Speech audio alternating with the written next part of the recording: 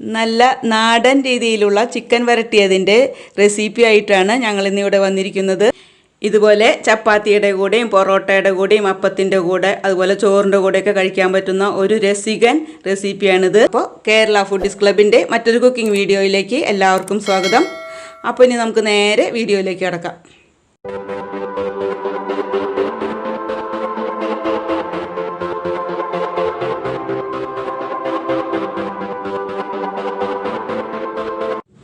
അതിനായിട്ട് ഞാനിവിടെ 2 kilo chicken നന്നാക്കി കഴുകി ഇതുപോലെ ഡ്രെയിൻ ചെയ്തെടുത്തിട്ടുണ്ട്. ഇനി ഇതിലേക്ക് ചേർക്കാനുള്ള ഇൻഗ്രീഡിയൻസ് പറയാം. അതിനായിട്ട് 4 മീഡിയം വലുപ്പത്തിലുള്ള സവാള എടുത്തിട്ടുണ്ട്, പിന്നെ ഒരു വലിയ പീസ് ഇഞ്ചി, പിന്നെ ഒരു 10-16 വെളുത്തുള്ളി പീസ്. അത് വലിയ അല്ലികളാണെങ്കിൽ ഒരു 10-16 മതിയായിരിക്കും കേട്ടോ. ചെറുതാണെങ്കിൽ അതിലും കുറച്ചും കൂടി കൂടുതൽ എടുക്കണം. പിന്നെ ഒരു 20ഓളം വറ്റൽമുളക്, പിന്നെ കുറച്ച് കറിവേപ്പില കുറച്ച് കൂടുതൽ വേണം. ഇത്രയും ആണ് നമുക്കിതിൽ ചേർക്കാനുള്ളത്. ഇനി നമുക്കിത് വഴറ്റിയെടുക്കാനായിട്ട് ഈ സവാളയും ഇഞ്ചിയും ഒന്ന് ചെറുതായി കട്ട് ചെയ്തെടുക്കാം. ആദ്യം സവാളയും ഇഞ്ചിയും ഇപ്പം ഞാൻ ഇതുപോലെ കട്ട് ചെയ്തെടുത്തിട്ടുണ്ട്. തീരെ ചെറുതാക്കി കട്ട് ചെയ്യണമെന്നില്ല, ഇത്തിരി വലുതായാലും കുഴപ്പമില്ല. നമുക്കിത് വഴറ്റിയെടുക്കാനുള്ളതാണ്. നമുക്കിനി സവാളയും മറ്റുള്ള കൂട്ടുകളും ഒന്ന് വഴറ്റിയെടുക്കാം. അതിനായിട്ട് ഒരു കടായി അടുപ്പത്ത് വെച്ച് അത് ചൂടാകുമ്പോൾ നമുക്കതിലേക്ക് 3 ടേബിൾ സ്പൂൺ വെളിച്ചെണ്ണ ഒഴിച്ചു കൊടുക്കാം. വെളിച്ചെണ്ണയിൽ തയ്യാറാക്കുന്നതാണ് ഇത് ടേസ്റ്റ് കൂടുതൽ, അതുകൊണ്ട് വെളിച്ചെണ്ണയിൽ തന്നെ വേണം ഇത് തയ്യാറാക്കാനായിട്ട്. വെളിച്ചെണ്ണ ഒന്ന് ചൂടായി വന്നിട്ടുണ്ട്. അതിലേക്ക് നമുക്ക് കട്ട് ചെയ്ത് വെച്ച ഇഞ്ചിയും സവാളയും കൂടി ഇട്ട് കൊടുക്കാം. നമുക്ക് ഈ ഇഞ്ചിയും സവാളയും ഒന്ന് പതുക്കെ വഴന്നു വരുന്നവരെ ഒന്ന് ഇളക്കി കൊടുക്കാം. സവാളയും ഇഞ്ചിയും ഒന്ന് ചെറുതായി വഴന്നു വന്നിട്ടുണ്ട്. അതിനോടൊപ്പം നമുക്ക് ഇതിലേക്ക് കുറച്ച് ആ വെളുത്തുള്ളി എടുത്ത് വെച്ചിരിക്കുന്നത് ചേർത്ത് കൊടുക്കാം. ഇനി നമുക്കിതിലേക്ക് വറ്റൽമുളകും കറിവേപ്പിലയും കൂടി ചേർത്ത് നന്നായി വഴറ്റിയെടുക്കാം. സവാള ഒന്ന് പകുതി വഴന്നു വന്നിട്ടുണ്ട്. ഇനി ഇത് നമുക്ക് സെൻറ്ററിൽ നിന്ന് കുറച്ച് മാറ്റിയിട്ട് ആ വെളിച്ചെണ്ണയിലേക്ക് ഒരു 5 ഏലക്കായും 1 ടേബിൾ സ്പൂൺ പെരിഞ്ജീരകവും കൂടി ഇവിടെ ചേർത്ത് കൊടുക്കാം. അവിടെ അതൊന്ന് പതുക്കെ ഇങ്ങനെ ഇളക്കി ഒന്ന് ചൂടാവണ വരെ ഒന്ന് ഇളക്കി കൊടുക്കാം. ഇനി നമുക്ക് ഇതെല്ലാം കൂടി ഒന്നും കൂടി മിക്സാക്കാം. പെരിഞ്ജീരകം നമ്മൾ ആദ്യം ചേർത്താൽ അത് പെട്ടെന്ന് കരിഞ്ഞു പോകും. അതുകൊണ്ടാണ് ഞാനിപ്പോൾ സവാള പകുതി ഒന്ന് വഴന്നു വന്നപ്പോൾ ചേർത്ത് കൊടുത്തത്. ഇത്രയും വഴന്നു വന്നാൽ മതി. നമ്മുടെ സവാളയൊക്കെ വല്ലാതെ മൊരിഞ്ഞു പോകണ്ട. ഇനി നമുക്ക് സ്റ്റവ് ഓഫാക്കിയിട്ട് ചൂടാറിയതിന് ശേഷം മിക്സിയിലിട്ട് ഒന്ന് അരച്ചെടുക്കാം. നമ്മുടെ മസാലയുടെ കൂട്ട് ഇപ്പോൾ നന്നായി ചൂടാറി വന്നിട്ടുണ്ട്.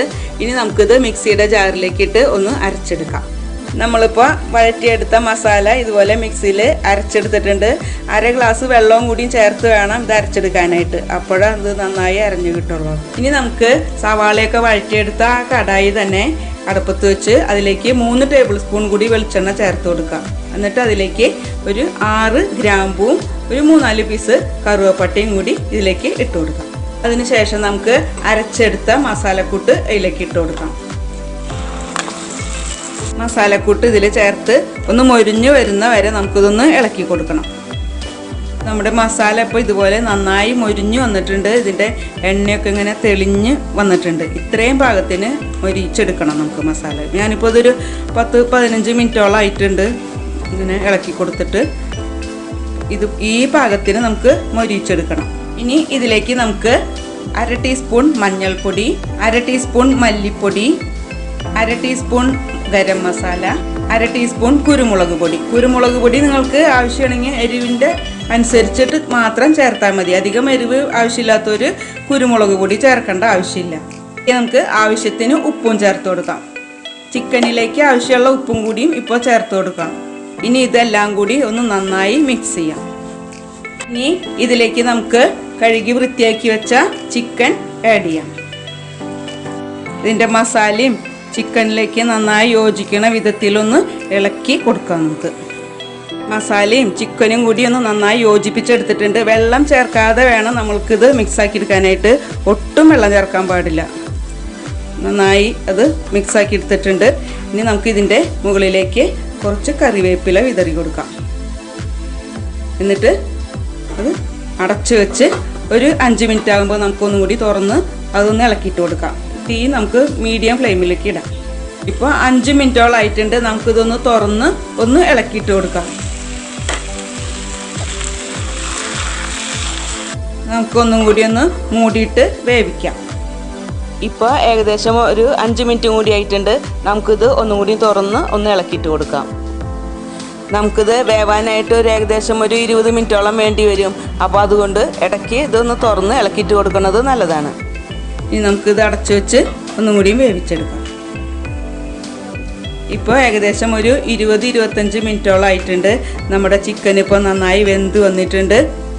ഇനി ഇതിലേക്ക് നമുക്ക് വേണ്ടത് പകുതി നാരങ്ങയുടെ നീരാണ്.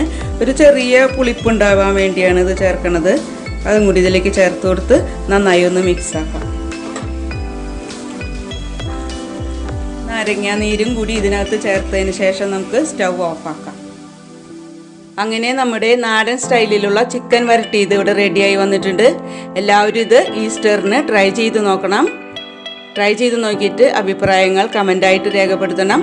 വീഡിയോ നിങ്ങൾക്ക് ഇഷ്ടമായാൽ ലൈക്ക്, സബ്സ്ക്രൈബ്, ഷെയർ എന്നിവ മറക്കരുത്. മറ്റൊരു ദിവസം മറ്റൊരു കുക്കിംഗ് വീഡിയോ ആയിട്ട് കാണാം. അതുവരെ എല്ലാവർക്കും ഗുഡ് ബൈ.